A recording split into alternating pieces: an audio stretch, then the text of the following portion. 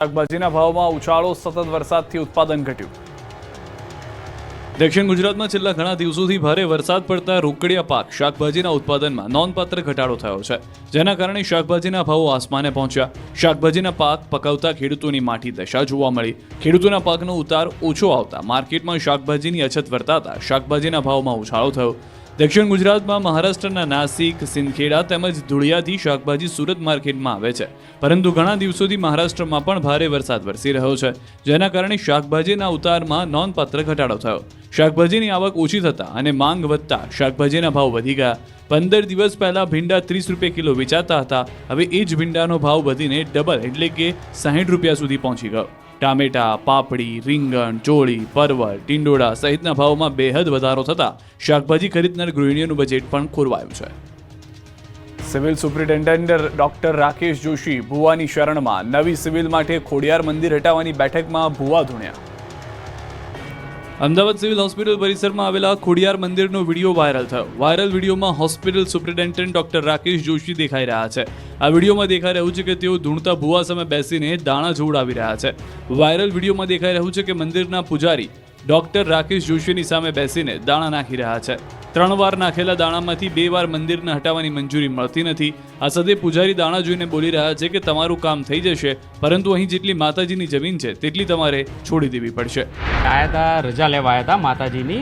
એ અહીં આપણે મંદિરને તમને કે બીજી જગ્યા આપવામાં આવે ત્યાં આપણે મંદિર આપણે બનાવીએ, પણ અમારા ત્યાંથી અમારા માતાજી અમને પહેલેથી રજા ના પાડી છે કે હું એકવાર રજા લેવા માગું છું. તો મેં કીધું કંઈ વાંધો નહીં, તમે આવો.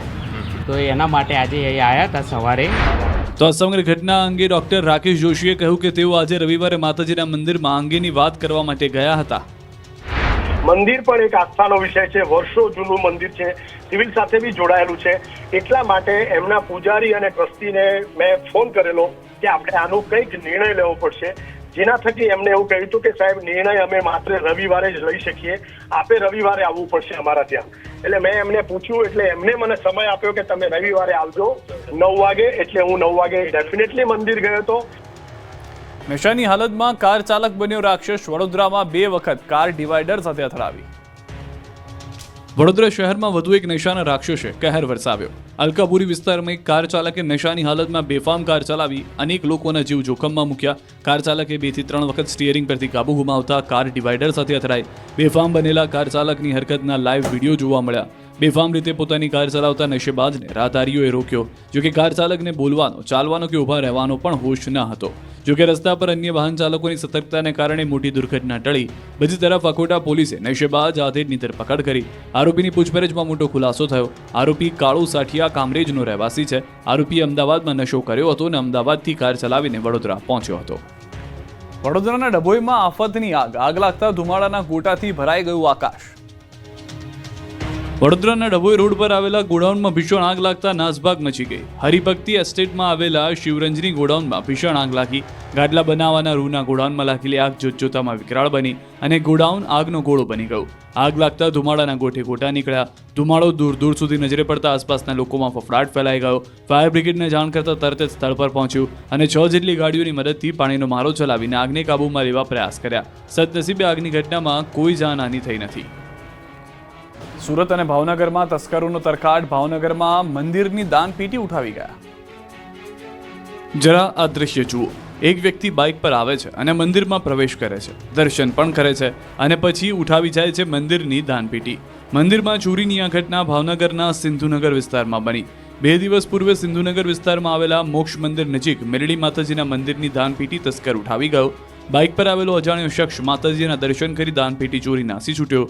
આશરે 3 મહિના પહેલા પણ આ જ મંદિરથી ચલણી નોટોનો હાર ચોરી થયાની ઘટના બની હતી. હવે ફરી આ જ મંદિરમાં ચોરીની ઘટના બનતા લોકોએ પોલીસને જાણ કરી હતી. આ તરફ સુરતમાં પણ તસ્કરો બેફામ બન્યા. મહારાષ્ટ્ર શિરડી દર્શને ગયેલા પરિવારને તે તસ્કરોએ હાથ ફેરો કર્યો. 14મા માળે ચોરીની ઘટના બની. બાથરૂમની બારીમાંથી ફ્લેટમાં પ્રવેશ કરી 26,000ની મત્તા ચોરી કરી હતી. જોકે પોલીસે રાત્રિ દરમિયાન બનેલી ચોરીની આ ઘટનાનો ભેદ ઉકેલી નાખ્યો અને આરોપીને પકડીને ઘટનાનું રિકન્સ્ટ્રક્શન કર્યું હતું. કલાકોથી ચાલુ રહ્યું છે મહી નદીમાં સર્ચ ઓપરેશન. ગંભીરા દુર્ઘટનામાં હજુ પણ એક વ્યક્તિ લાપતા. વડોદરાના ગંભીરા બ્રિજ દુર્ઘટનામાં 5મા દિવસે પણ શોધખોળ યથાવત છે. દુર્ઘટનામાં મૃત્યુઆંક 20 સુધી પહોંચ્યો અને હજુ પણ એક વ્યક્તિ લાપતા છે. દુર્ઘટના બાદથી મહી નદીમાં સર્ચ ઓપરેશન ચાલી રહ્યું છે. જેમ જેમ સર્ચ ઓપરેશન આગળ વધી રહ્યું છે તેમ તેમ મૃત્યુઆંક પણ વધતો જાય છે. અત્યાર સુધીમાં મહીસાગર નદીમાંથી 19 મૃતદેહ મળ્યા, જ્યારે સયાજી હોસ્પિટલમાં સારવારમાં એક વ્યક્તિનું મોત થયું. આમ અત્યાર સુધી મૃત્યુઆંક 20 થયો, જ્યારે સરકારી આંકડા પ્રમાણે હજુ એક વ્યક્તિ લાપતા છે. વિક્રમસિંહ પઢિયાર નામના વ્યક્તિની હજુ શોધ ચાલી રહી છે. 5 દિવસ સુધી મૃતદેહ ન મળતા પરિવારજનો ચિંતિત છે. આ તરફ બ્રિજ તૂટી પડતા વાહન વ્યવહાર પર મોટી અસર પહોંચી. નાગરિકોની મુશ્કેલી ટાળવા મહત્વનો નિર્ણય લેતા એસટી વિભાગે બસની 8 નવી ટ્રીપ જાહેર કરી છે, જેનાથી આણંદ અભ્યાસ કરવા માટે જતા વિદ્યાર્થીઓને મોટી રાહત થશે. એક બ્રિજ બંધ થયો અને હજારો વાહન ચાલકો હેરાન પરેશાન. બ્રિજ બંધ કરાતા વિદ્યાર્થીઓને પણ હાલાકી. છોટાઉદેપુર જિલ્લામાંથી પસાર થતા નેશનલ હાઈવે નંબર 56 પરના 3 બ્રિજ પરથી ભારે વાહનોની અવરજવર પર રોક લગાવવામાં આવી. તંત્રના આ નિર્ણયથી વાહન ચાલકો અને રાહદારીઓ મુશ્કેલીમાં મુકાયા. વિદ્યાર્થીઓ હોય કે પછી ખેડૂતો, તમામ લોકોને હાલાકી પડી રહી છે. બોડેલી નજીક આવેલ મેરિયા નદી પરનો બ્રિજ પણ શંકાસ્પદ હાલતમાં જણાતા પૂરતો ભારદારી વાહનો માટે બંધ કરી દેવામાં આવ્યો છે, જેથી શાળાએ આવતા જતા વિદ્યાર્થીઓ પર પણ અસર પહોંચી છે. ખેડૂતોના માલ તૈયાર છે પણ તેને ખરીદનાર નથી, કારણ કે ભારે વાહનોની અવરજવર પર પ્રતિબંધ હોવાથી વેપારીઓ તેમનો માલ લેવા આવી શકતા નથી. તોરસંગ નદીની રેતીની ગુણવત્તાને લઈ રાજ્યભરમાંથી રેતીનો ધંધો કરતા વેપારી રેતી લેવા આવતા હોય છે. લીઝ ધારકો નદીમાંથી અગાઉથી રેતી કાઢી રોડની આસપાસ મસમોટા ડુંગરો બનાવી દેતા હોય છે, પરંતુ રેતીનો જે સ્ટોક કર્યો છે તેમને પણ હવે રોવાનો વારો આવ્યો છે, કારણ કે ભારે વાહનોની અવરજવર પર રોક લગાવવામાં આવી છે. ભાવનગર પંથકના ખેડૂતોની વ્યથા. તાર ફેન્સિંગ માટે ખેડૂતોએ અરજી તો કરી, પરંતુ લાભ ન મળ્યો.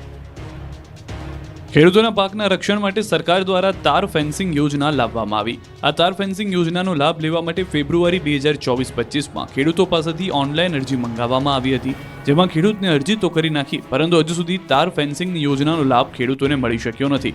ભાવનગર જિલ્લામાં વર્ષ 2024-25માં ઓનલાઈન પોર્ટલ ઉપર અરજીમાં સિલેક્ટ થયેલા કુલ 1948 ખેડૂતો તાર ફેન્સિંગ યોજનાથી વંચિત છે.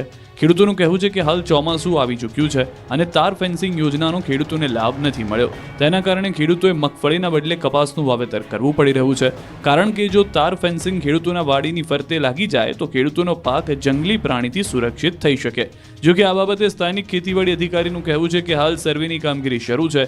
આગામી દિવસોની અંદર તાર ફેન્સિંગ યોજનાનો લાભ ખેડૂતોને મળી જશે. ગિરનારની તળેટીમાં ઉમટ્યું માનવ મહેરામણ. જટાશંકર મહાદેવ મંદિરે શ્રદ્ધાળુઓની ભીડ. ખળખળ વહેતા ઝરણા, લીલીછમ હરિયાળી અને તેનો આનંદ માણતા પ્રવાસીઓ. જૂનાગઢમાં વરસાદ બાદ ગિરનાર તળેટીમાં પ્રકૃતિ સોળેકળાએ ખીલી છે. પ્રકૃતિનો આનંદ માણવા રવિવારે મોટી સંખ્યામાં પ્રવાસીઓ ઉમટી પડ્યા. જટાશંકર મહાદેવ મંદિરમાં શ્રદ્ધાળુઓની ભારે ભીડ જોવા મળી. જટાશંકર મહાદેવનું મંદિર ગિરનાર જંગલની ગોદમાં આવેલું છે. પ્રકૃતિને હાનિ ન પહોંચે તેને લઈને ઝરણાઓમાં નહાવાની મનાઈ ફરમાવાઈ છે, જ્યારે પ્લાસ્ટિક પર પણ પ્રતિબંધ મૂકવામાં આવ્યો છે, જેને લઈ વન વિભાગ સઘન ચેકિંગ પણ કરે છે. ત્યારે શાંત વાતાવરણમાં પ્રકૃતિનો આનંદ માણવા પ્રવાસીઓ પહોંચી રહ્યા છે. જોકે લોકો પ્રકૃતિ સાથે છેડછાડ ન કરે તે માટે વન વિભાગનો સ્ટાફ પણ પ્રતિબંધિત વિસ્તારમાં લોકોને સ્નાન કરતા અટકાવતો જોવા મળ્યો. પાવાગઢ ડુંગર પર ઉતરી વાદળોની ફોજ અને પ્રકૃતિ સાથે ભક્તોનો થયો સંગમ. વાદળોની ફોજ વચ્ચે પાવાગઢમાં દર્શનાર્થીઓએ કરી મોજ. ચોમાસા દરમિયાન વરસી રહેલા વરસાદથી યાત્રાધામ પાવાગઢમાં પ્રકૃતિ સોળેકળાએ ખીલી ઉઠી. રવિવારે પાવાગઢમાં વહેલી સવારથી જ ભક્તોનું ઘોડાપૂર ઉમટ્યું. યાત્રાધામમાં હૈયે હૈયું દળાય તેવા દ્રશ્યો સર્જાયા. વહેલી પરોઢે ડુંગર પર ધુમ્મસનું સામ્રાજ્ય જોવા મળ્યું. વાદળો મંદિરને ઘેરી વળ્યા હોય એવા નયનરમ્ય દ્રશ્યો જોવા મળ્યા. વાદળોની ફોજમાં દર્શનાર્થીઓ પણ મોજમાં જોવા મળ્યા. વાદળો અને ધુમ્મસને કારણે યાત્રાધામ પાવાગઢનો સુંદર નજારો જોવા મળ્યો. એમાં પણ રવિવારની રજા હોવાથી હજારો ભક્તો મહાકાળી માતાજીના દર્શન કરવા ઉમટ્યા.